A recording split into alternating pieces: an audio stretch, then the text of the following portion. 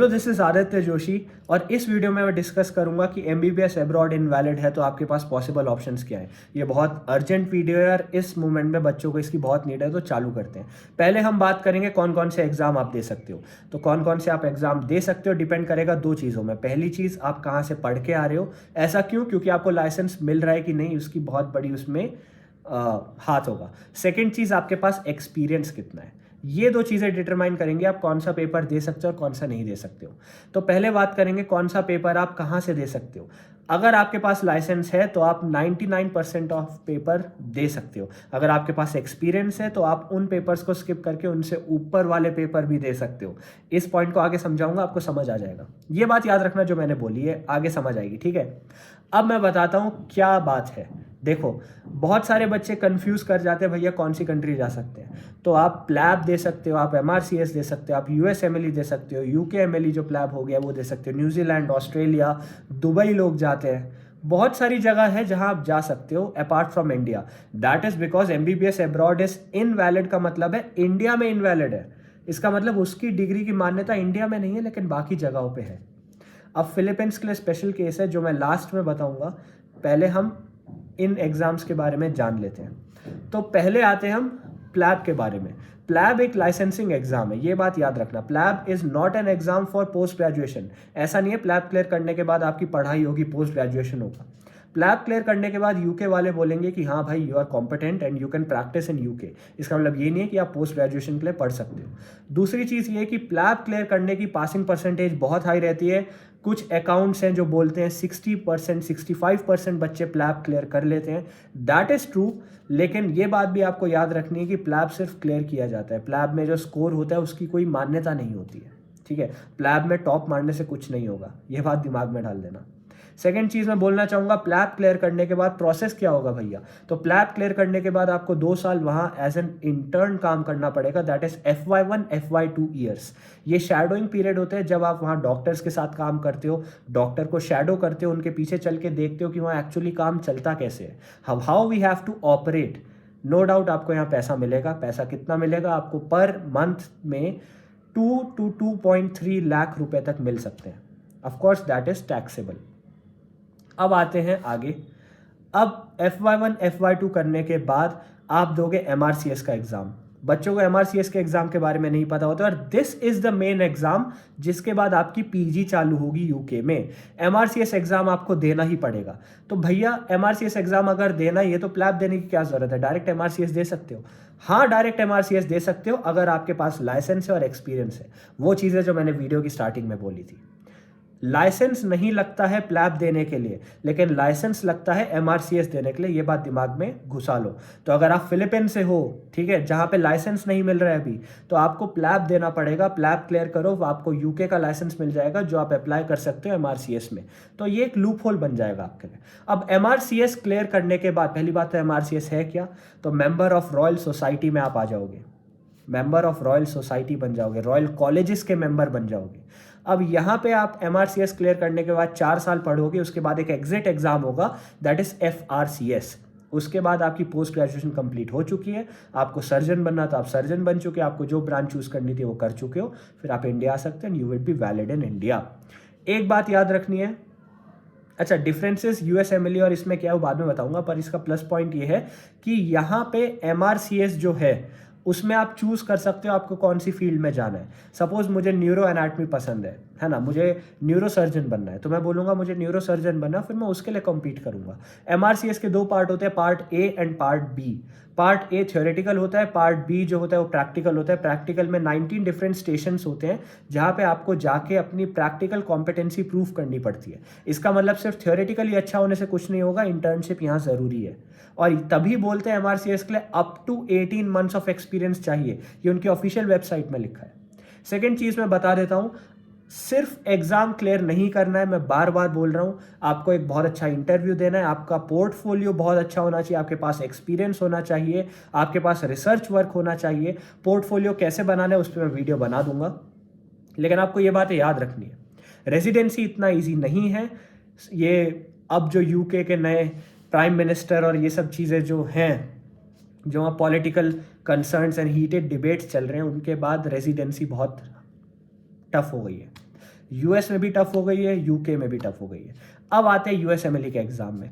USMLE के exam में के बारे में काफ़ी लोगों को पता होता है, तो इसमें मैं ज़्यादा डिटेल में नहीं जाऊँगा, प्लैब का बताना मुझे ज़रूरी था। यूएसएमएलई में एक बात बताता हूँ, इनिशियल स्टेप्स में आपको लाइसेंस नहीं चाहिए, लेकिन आगे जाके आपको लाइसेंस ज़रूर चाहिए।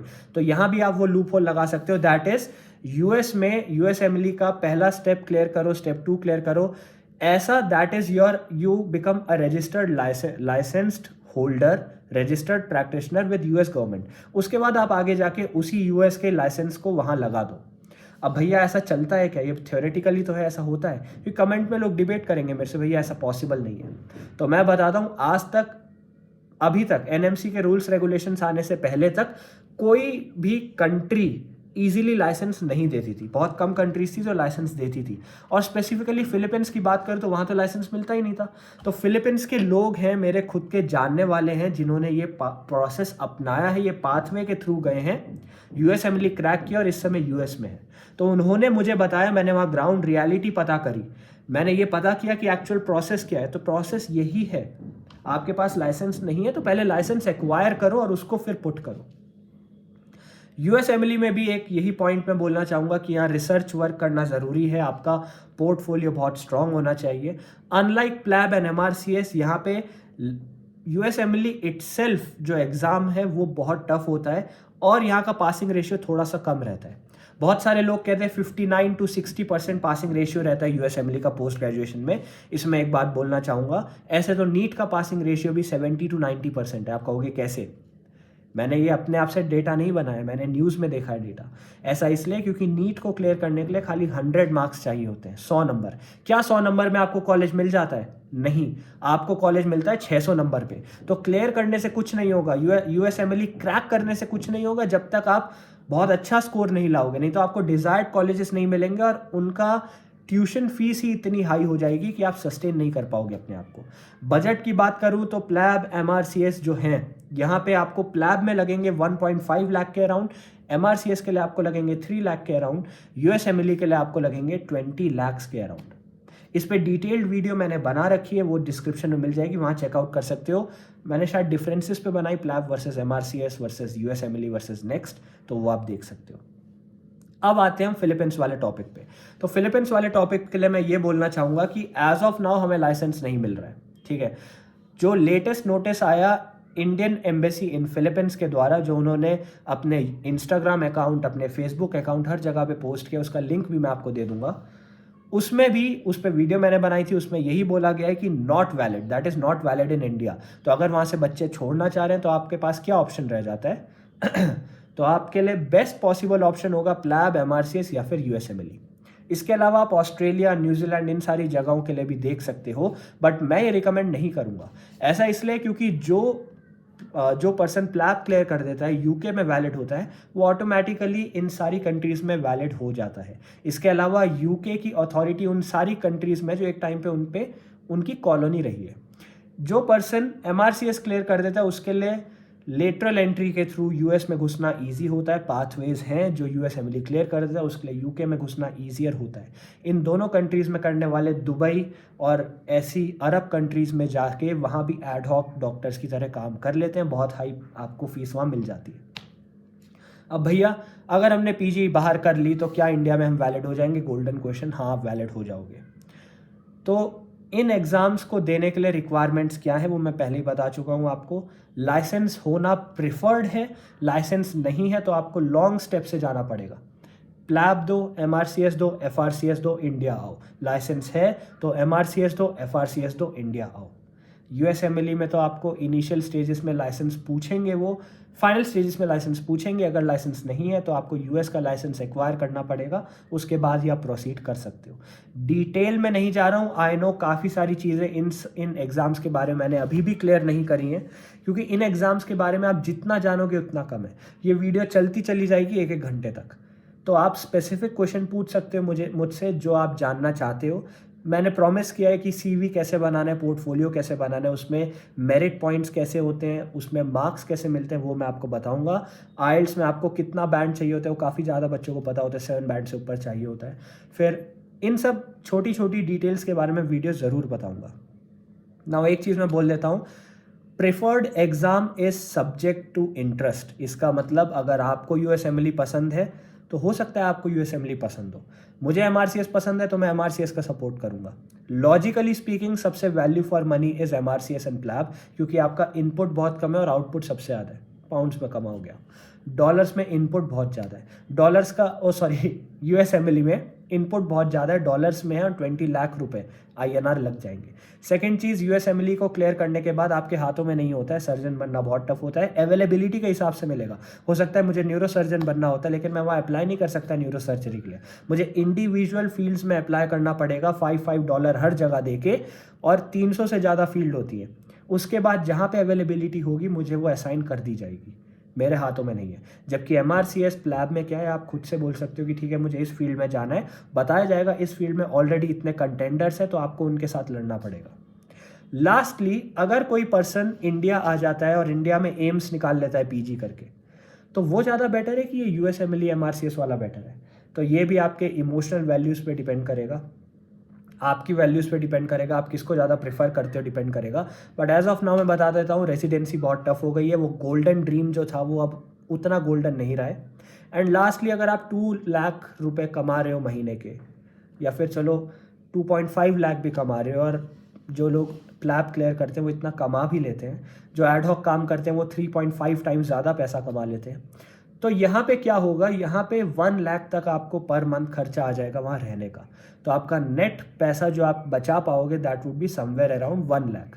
जबकि आप इंडिया में अगर हो, एम्स दिल्ली निकाल देते हो या कोई भी एम्स निकाल देते हो, तो depending on PG, depending on speciality, depending on location and college, आपको फर्स्ट ईयर ऑफ पीजी जब आप रेजिडेंट डॉक्टर कहला सकते हो तब से आपको 50-60,000 रुपीज़ मिल जाएंगे।